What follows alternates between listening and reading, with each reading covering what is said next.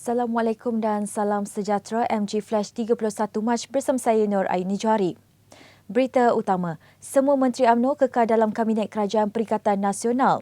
Kesepakatan tersebut dicapai selepas Menteri-Menteri UMNO mengadakan pertemuan dengan Perdana Menteri Tan Sri Muhyiddin Yassin Isnin lalu. Menurut Perdana Menteri dalam pertemuan yang berlangsung di Putrajaya kemarin, Menteri-Menteri UMNO meminta nasihat mengenai kedudukan mereka berikutan keputusan Perhimpunan Agung UMNO 2020 untuk memutuskan hubungan dengan Bersatu dalam Pilihan Raya Umum ke-15. Kata Tan Sri Muhyiddin, beliau menasihati pemimpin-pemimpin UMNO yang memegang jawatan menteri supaya kekal dalam Kabinet Kerajaan Perikatan Nasional demi kepentingan rakyat dan negara. Ini kerana pada masa ini tumpuan utama kerajaan adalah untuk memerangi COVID-19, melaksanakan program imunisasi kebangsaan dan memulihkan ekonomi negara. Tan Sri Muhyiddin berkata, beberapa orang menteri dari UMNO memegang portfolio-portfolio yang berkaitan dengan fokus utama kerajaan pada masa ini. Justru katanya beliau tidak mahu peletakan jawatan mereka dari kabinet menjejaskan segala perancangan kerajaan untuk mengatasi masalah COVID-19 dan memulihkan ekonomi negara. Menurut Perdana Menteri, dengan kesepakatan yang dicapai bersama Menteri-Menteri UMNO itu, beliau memberi jaminan bahawa kabinet akan berfungsi seperti biasa dan segala inisiatif kerajaan akan terus dilaksanakan seperti yang dirancang. Kerajaan Negeri Sarawak akan membuat keputusan mengenai hubungan negeri itu dengan Kerajaan Persekutuan tidak lama lagi. Ketua Menteri Dato' Patinggi Abang Johari Tun Openg bagaimanapun enggan mengulas lanjut berhubung keputusan yang akan diambil. Menurut Dato' Patinggi Abang Johari, pendirian Sarawak sehingga ini adalah mendapatkan kembali haknya di bawah Perjanjian Malaysia 1963, MA 63. Katanya usaha tersebut masih dilaksanakan dan kerajaan negeri akan membuat keputusan mengenai kedudukannya dalam Persekutuan Malaysia. Beliau yang berucap pada Majlis Bersama Rakyat di Kompleks Sukan Lubuk Antu berkata, gabungan Parti Sarawak GPS yang dipimpinnya dan dianggotai 4 parti tempatan yang membentuk kerajaan negeri masih kekal sebagai rakan kepada Perikatan Nasional bagi membantu membentuk kerajaan persekutuan tetapi tidak sebagai ahli PN. Katanya GPS lebih berautonomi bebas dalam membangunkan negeri Sarawak kerana ia sesuai dengan kehendak rakyat di bumi kenyalang itu. Presiden Parti Pesaka Bumi Putera Bersatu PBB, salah satu parti dalam GPS pada sidang media selepas majlis itu, enggan mengulas lanjut berhubung kenyataannya berkenaan keputusan hubungan kerajaan negeri dengan kerajaan persekutuan. Selain PBB, parti lain dalam GPS yang ditubuhkan pada Jun 2018 adalah Parti Rakyat Bersatu Sarawak SUPP, Parti Rakyat Sarawak PRS dan Parti Demokrasi Progresif PDP. Prabet Adam yang pernah menggegarkan negara dengan insiden amuk di Jalan Chowkit, Kuala Lumpur pada tahun 1987 dilaporkan meninggal dunia semalam.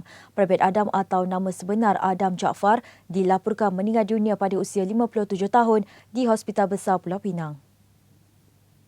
Adam yang berasal dari Sungai Pinang, Georgetown dikebumikan di Datuk Keramat. Bagaimanapun, ahli keluarga Allahyarham enggan memberi sebarang komen ketika dihubungi Malaysia Gazette.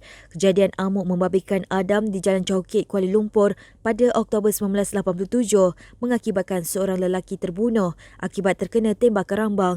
Adam yang berumur 26 tahun ketika kejadian terlepas daripada hukuman mati dan dihantar ke Hospital Tanjung Rambutan selama 10 tahun kerana disahkan tidak siuman ketika melakukan kesalahan berkenaan. Sudah banyak aib serta fitnah dilemparkan terhadap Prabet Adam sehinggalah arwah meninggal dunia semalam. Justru adik kepada Prabet Adam, Hawa Jaafar, merayu kepada masyarakat supaya menghentikan perbuatan tidak bertanggungjawab yang telah menyebabkan mereka sekeluarga menanggung derita selama 33 tahun. Wanita berusia 56 tahun itu ketika ditemui wartawan Malaysia Gazette berkata, kematian abangnya terpaksa disembunyikan daripada pengetahuan umum sehingga selesai upacara pengebumian. Ini kerana mereka bimbang menjadi bahan kecaman netizen serta dipergunakan atas kepentingan individu tertentu.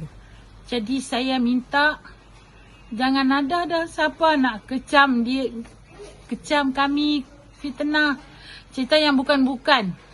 Dan lagi satu, saya nak ingatkan dengan tegas, selepas ni kalau ada siapa-siapa yang bercakap tentang keluarga kami, tentang arwah abang saya, kami akan ambil tindakan. Kecoh kisah selebriti terkenal Neelofa dan suami Muhammad Haris Muhammad Ismail atau lebih dikenali sebagai P. Yuris berbulan madu di Langkawi. Ramai netizen mengkritik kerana pasangan itu merentas negeri dari Perintah Kawalan Pergerakan Bersyarat ke kawasan Perintah Kawalan Pergerakan Pemulihan. Ujarnya pasangan tersebut ke Pulau Peranginan itu bersama 3 lagi individu. Hasil semakan mendapati borang permit pergerakan Perintah Kawalan Pergerakan Bersyarat PKPB membenarkan pergerakan keluar 4 individu itu bermula 27 Mac hingga 4 April untuk urusan kerja. Syarikat tersebut turut mengemukakan surat tertera nama Neelofa dan 3 yang lain sebagai mewakili mereka untuk melawat lokasi perniagaan yang akan dibuka di sana. Basri berkata berdasarkan jadual pergerakan, mereka akan menuju beberapa lokasi selain Pulau Langkawi iaitu Sungai Petani, Kedah dan Kangapelis. Sementara itu, Timbalan Ketua Polis Daerah Brickfield Superintendent Basri Sagoni mengesahkan syarikat produk minuman telah membuat permohonan rentas negeri di Balai Polis Sri Hartamas. Nama Kepala Cetan Malaysia mengesahkan bahawa pasangan yang baru bernikah Sabtu lalu terbang ke Langkawi atas urusan kerja. Pengarah urusannya Aliza Ali berkata, kebenaran merentas negeri ke Langkawi telah diperolehi dari Balai Polis Berdekatan mengikut prosedur operasi standard SOP yang telah ditetapkan. Menurut Aliza lagi, Neelofa dan suaminya sedang menjalankan lawatan kerja ke 3 lokasi di zon utara iaitu Sungai Petani dan Langkawi di Kedah selain Kangan di Perlis bagi tujuan pembukaan cawangan baharu Cetam di zon utara. Sejak semalam, beberapa gambar memaparkan Neelofa atau nama penuhnya Nur Neelofa Muhammad Nur dan P. Yuris berada di Langkawi tular di media sosial hingga menimbulkan beberapa persepsi termasuk dakwaan merentas negeri untuk berbulan madu. Menurut Aliza, lawatan itu juga melibatkan beberapa kaki tangan daripada bahagian dan pengurusan Cetan Malaysia. Semalam, pengurus acara majlis pernikahan Neelofa dipanggil memberi keterangan di Ibu Pejabat Polis Daerah IPD Dawangi di Ibu Negara. Pengasas dan pemilik syarikat Rika Timur, Faiz Sabri dan Rozana Mumtaz yang juga merupakan pasangan suami isteri itu hadir kira-kira pukul 11.40 pagi. Turut memberi keterangan pembantu peribadi Neelofa Nadia Khairuddin berkaitan majlis pernikahan yang dilaporkan tidak mengikut SOP. Sekian dahulu MG Flash buat masa ini. Terus bersama kami untuk perkembangan terkini dari masa ke semasa hanya di platform media sosial Malaysia Gazette, di Facebook, Twitter, Instagram dan juga YouTube atau melalui portal di www.malaysiagazette.com. Assalamualaikum dan salam hormat.